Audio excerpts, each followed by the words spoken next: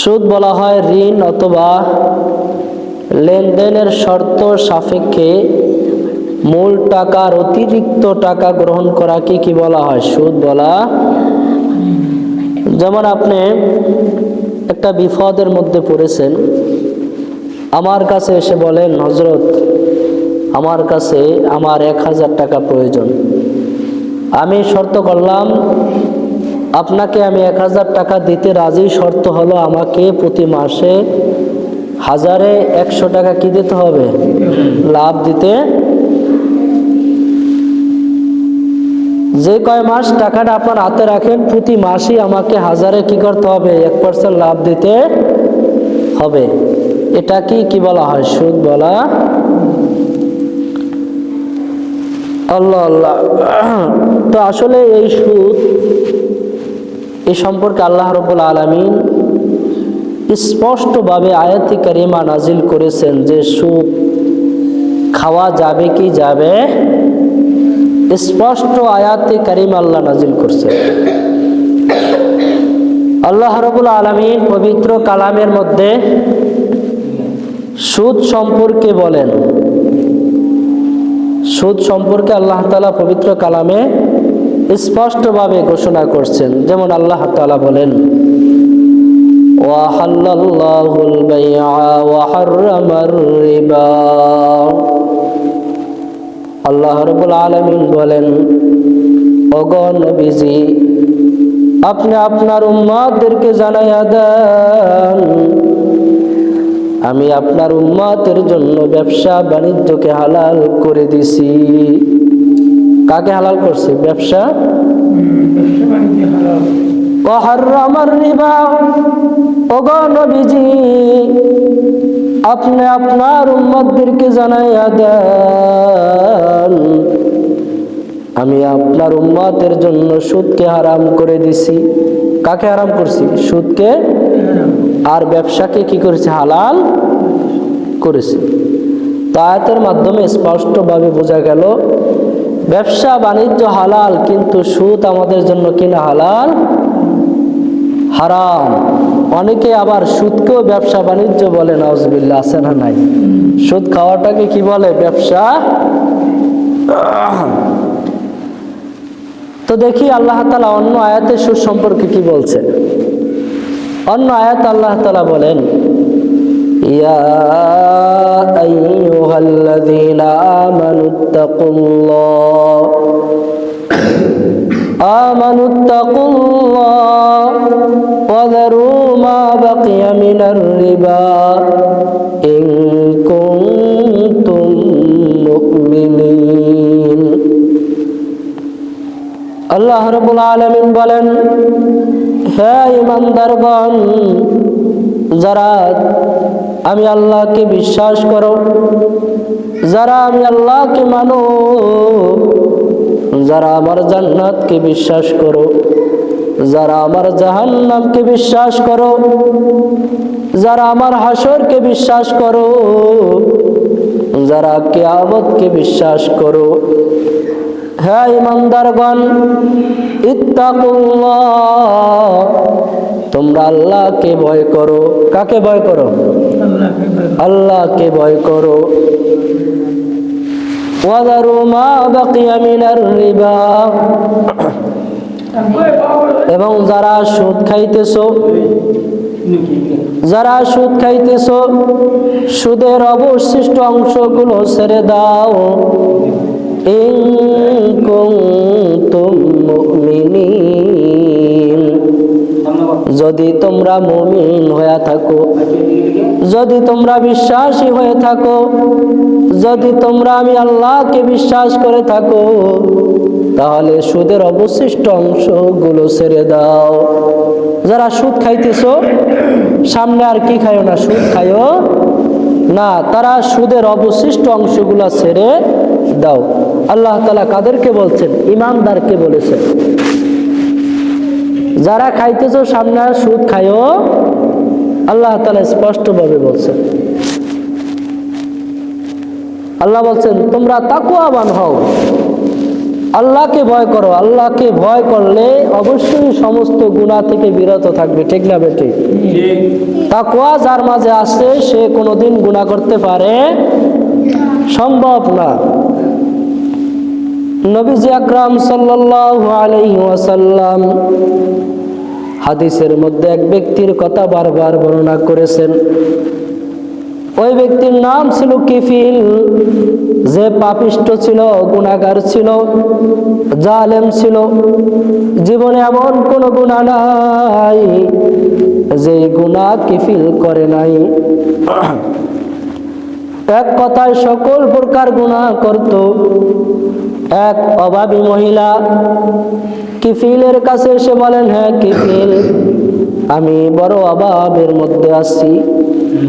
হ্যাঁ কিফিল, তুমি আমাকে কিছু টাকা ঋণ হিসাবে দাও, দিলে আমার জন্য বড় ভালো হবে। কিফিল বলতেছে, হ্যাঁ নারী, আমি যে তোমাকে টাকা দিব তুমি জানো আমি সুদ ছাড়া কাউকে টাকা দিই না। কি ছাড়া? সুদ ছাড়া টাকা কাউকে। যারা সুদ খায় তাদের হৃদয় কঠোর থাকে। কি থাকে? কঠিন থাকে। যাদের এমন কোনো গুনাহ নাই যে গুনাহ করতে তারা ভয় পাবে, সুদখোররা সমস্ত ধরনের গুনাহ করতে পারে, তাদের ভাষাও কিন্তু কর্কট থাকে। কি থাকে বলেন তো? কর্কট, কঠিন ভাষা থাকে, কঠিন ভাষা, বকাবাজি করে। কারণ তাদের দিল পাথর থাকে। কি থাকে? এজন্য যে কোনো মানুষকে তারা কি করতে পারে? বকা দিতে তাদের মুখের মধ্যে বাজে না। সুদখোরের, কাদের? সুদখোরের। যে কোনো গুনাহ তারা করতে রাজি হয়ে যায় না, অতি দ্রুত তারা গুনাহ করে। তো কিফিল বলতেছে, হে নারী, আমি তো সুদ ছাড়া টাকা দিই না, তুমি যদি সুদ দিতে পারো তাহলে আমি কিফিল তোমাকে কিছু টাকা দিব, সুদ ছাড়া আমি তোমাকে টাকা দিব না। হাদিসের মধ্যে আছে ওই মহিলা ছিল খুবই সুন্দর। কিফিল বলতেছে, হ্যাঁ নারী, আমি তোমাকে সুদ দিতে রাজি আছি একটা শর্তে, যদি তুমি আমার সাথে জিনা করো তাহলে তোমার সুদ দেওয়া লাগবে না, আমি যেই টাকা সেই টাকাগুলো তোমাকে দিয়ে দেব। কি দেওয়া লাগবে না? সুদ দেওয়া। মহিলা অভাবের মধ্যে পরে রাজি হয়ে গেল। এরপরে ওই কিফিল একদিন মহিলার বাড়িতে গেলেন জিনা করার জন্য। ওই মহিলার বাড়িতে যাওয়ার পরে কিফিল যায়া দেখতেছেন ওই মহিলা কান্নাকাটি করতেছে, চোখের মধ্যে পানি। কিফিল বলতেছে, তুমি কাঁদো কেন? আমি তো এর বিনিময়ে তোমাকে টাকা দিয়েছি, তুমি কাঁদো কেন? মহিলা বলতেছে, হ্যাঁ কিফিল, আজকে আমি কাঁদতেছি। তুমি টাকা দিছো ঠিক আছে, কিন্তু আজকে যে আমি জিনা করব, যেই জিনার গুনাহ করব, যদিও পৃথিবীর কেউ না দেখে কিন্তু একজন আছে উপরে দেখে। সে কে? কে সে? পৃথিবীর কেউ দেখবে না, কেউ জানবে না, কেউ সাক্ষীও থাকবে না, কিন্তু আমার মালিক তো সব দেখতেছে। হ্যাঁ কিফিল, গুনাহ করব আমার মালিকের সামনে দাঁড়াইয়া, কিয়ামতের ময়দানে কি জবাব দিব? জীবনে কোনো গুনাহ করি নাই, আজকে অভাবে পড়ে গুনাহ করব, কি জবাব দিব? এই জন্য কান্নাকাটি করতেছি। এই কথা শোনার পর কিফিলের অন্তরটা কেঁপে উঠল, ভয় কেঁপে উঠল, তার মধ্যে আল্লাহ তাআলার তাকওয়া চলে আসলো, তার মাঝে আল্লাহর ভয় চলে আসলো। কিফিল মহিলাকে বলতেছে, এতদিন যাবত আমার চক্ষুটা অন্ধ ছিল, এতদিন যাবত আমার চক্ষুটা বন্ধ ছিল, কোন দাওয়াতি লোক আমার কাছে আসে নাই, দিনের দাওয়াত দেয় নাই, কেউ আল্লাহকে চিনায় নাই। আজকে তুমি আমাকে আল্লাহকে চিনায়া দিছো, আমি আর জিনা করব না, এখন থেকে তওবা করলাম। জীবনে যত সুদ খাইছি সব সুদ সম্পর্কে আল্লাহর কাছে তওবা করব। আর যত সুদ চলমান আছে আমি সুদকে ছেড়ে দিলাম। সুবহানাল্লাহ। আল্লাহ তাআলার তাকওয়া চলে আসছে। কি চলে আসছে? তাকওয়া, ভয়। ভয় একটা মারাত্মক জিনিস। এটা যদি অন্তরে চলে আসে, ও ব্যক্তি আর জীবনে কোনো গুনাহ করতে পারে কি আসলে বলেন তো? তাকওয়া, ভয়। এটাই আল্লাহ বলেছেন, ইয়া আইয়ুহাল্লাযীনা আমানু তাকুল্লাহ, হে ঈমানদারগণ তোমরা আল্লাহকে ভয় করো। কাকে? আল্লাহকে ভয় করো। ওয়াদারু মা বাকিয়া মিনার রিবা, তোমরা যতটুকু সুদ খাইতেছিলা তোমার সুদের বাকি অংশটুকু ছেড়ে দাও।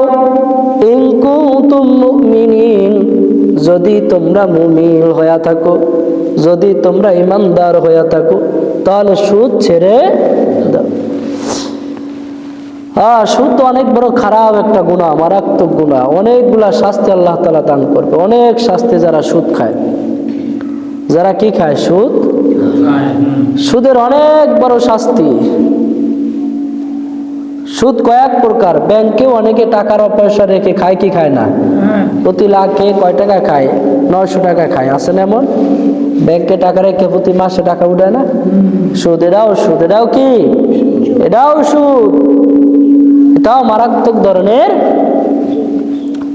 যারা এই সুদের টাকা খায় আল্লাহ বলছেন তাদের অনেক শাস্তি হবে। অনেক অনেক শাস্তির মধ্য থেকে 1 নম্বর শাস্তি হলো যারা সুদ খায়।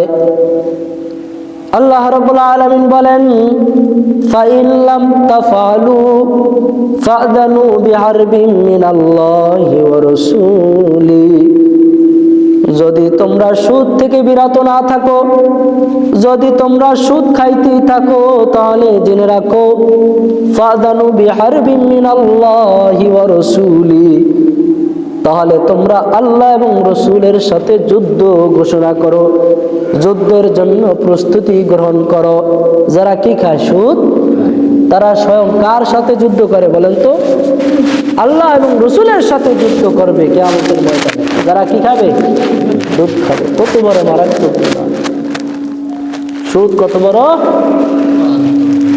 2 নাম্বার হাদিসের মধ্যে আছে, 2 নম্বর শাস্তি হলো লানা রাসূলুল্লাহি সাল্লাল্লাহু আলাইহি ওয়াসাল্লাম আকিলার রিবা ওয়া মুকিলাহু ওয়া কাতিবাহু ওয়া শাহিদাইহি। নবীজি আকরাম সাল্লাল্লাহু আলাইহি ওয়াসাল্লাম যারা সুদ খায় তাদের উপর লানত করেছেন, অভিশপ্ত করেছেন। শুধু যারা সুদ খায় তাদের উপর নয়, বরং মুকিলাহু, যারা সুদ গ্রহণ করে তাদের প্রতিও লানত করেছেন। ওয়া কাতিবাহু, যারা সুদের কারুকার্য লেখালেখি করে তাদের উপর আল্লাহ রসুলের লানত, অভিশাপ। ওয়া শাহিদাইহি, নবী আকরাম সাল্লাল্লাহু আলাইহি ওয়াসাল্লাম বলেন, এমনকি যারা সুদের ব্যাপারে সাক্ষী থাকবে তাদের প্রতি আল্লাহ রসুলের লানত, অভিশাপ। 2 নম্বর গেল যারা সুদ খায়, সুদ গ্রহণ করে এবং যে সুদ লেখে এবং সাক্ষীরা থাকে, 4 জনের উপর কি? আল্লাহ রসুলের লানত। এদের উপর কি বলেন তো? আল্লাহ রসুলের লানত। এই গেল 2 নম্বর। 3 নম্বর শাস্তি হলো যারা সুদ খায় তারা কিয়ামতের ময়দানে পাগলের আকৃতিতে উঠবে। কিসের আকৃতিতে বলেন তো? পাগলের মতো হয়ে কিয়ামতের ময়দানে উঠবে। আল্লাহ রাব্বুল আলামিন কোরআনুল কারীমের মধ্যে বলেন, আল্লাযীনা ইয়াকুলুনার রিবা লা ইয়াকুমুনা ইল্লা কামা ইয়াকুমুল্লাযীনা ইয়াতাখাব্বাতুহুশ শাইতানু মিনাল মাস। আল্লাহ রাব্বুল আলামিন বলেন, আল্লাযীনা ইয়াকুলুনার রিবা, যারা সুদ খায় তারা কিয়ামতের ময়দানে এমন অবস্থায় উঠবে যেমন নাকি শয়তান তাদেরকে আসর করছে, পাগলের মতো হয়ে উঠবে। কিসের মতো? পাগলের মতো হয়ে উঠবে যারা কি খায়, সুদ খায়। যারা কি খায়, সুদখোর যারা আছে, যারা ব্যাংক থেকে সুদ খায়, যারা মানুষ থেকে সুদ খায়, তারা কিয়ামতের ময়দানে পাগলের আকৃতিতে উঠবে। 3 নম্বর। 4 নম্বর, যারা সুদ খায়, 4 নম্বর ক্ষতি, নবীজি আকরাম সাল্লাল্লাহু আলাইহি ওয়াসাল্লাম বলেন, যারা সুদ খায় তাদের দোয়া আল্লাহ তাআলা কবুল করেন না। তাদের দোয়া কি করেন না? আল্লাহ তাআলা কবুল করেন না। তারা যত দোয়া করুক, একটা দোয়া আল্লাহ কি করবে না, কবুল। কাদের বলেন তো? যারা কি খায়, সুদ। নবীজি আকরাম সাল্লাল্লাহু আলাইহি ওয়াসাল্লাম বলেন, ইয়া আইয়ুহান নাস ইন্নাল্লাহা তাইয়্যিবুন লা ইউকবালু ইল্লা তাইয়্যিবান। নবীজি বলেন, হ্যাঁ দুনিয়ার মানুষ, তোমরা জেনে রাখো আল্লাহ রাব্বুল আলামিন হলো পবিত্র, আর আল্লাহ তাআলা পবিত্র লোক ছাড়াও দোয়া কবুল করেন না। পবিত্র জিনিস ছাড়াও আল্লাহ কি করেন না, দোয়া কবুল করেন না। এই জন্য সুদ খাওয়া হারাম। এই হারাম জিনিস খাওয়ার পরে দোয়া করলে আল্লাহ কি করবে না, কবুল করবেন না। 5 নাম্বার হলো, যারা সুদ খায় তাদের সম্পদ নষ্ট হয়, সম্পদের বরকত কমে। কি কমে? ধন সম্পদের বরকত কমে যায়। আল্লাহ রাব্বুল আলামিন বলেন, ওয়ায়ামহাকুর রিবা, আল্লাহ সুদকে ধ্বংস করে দেয়, সুদকে নষ্ট করে দেয়। ওয়ায়ারবিস সাদাকাত, আর যারা সদকা দেয়, দান খয়রাত করে, তাদের মাল সম্পদ আল্লাহ তাআলা বাড়ায়া দেন। তাদের মাল সম্পদ আল্লাহ বাড়ায়া দেন। কাদের? যারা কি করে, সদকা দেয়। কি দেয়?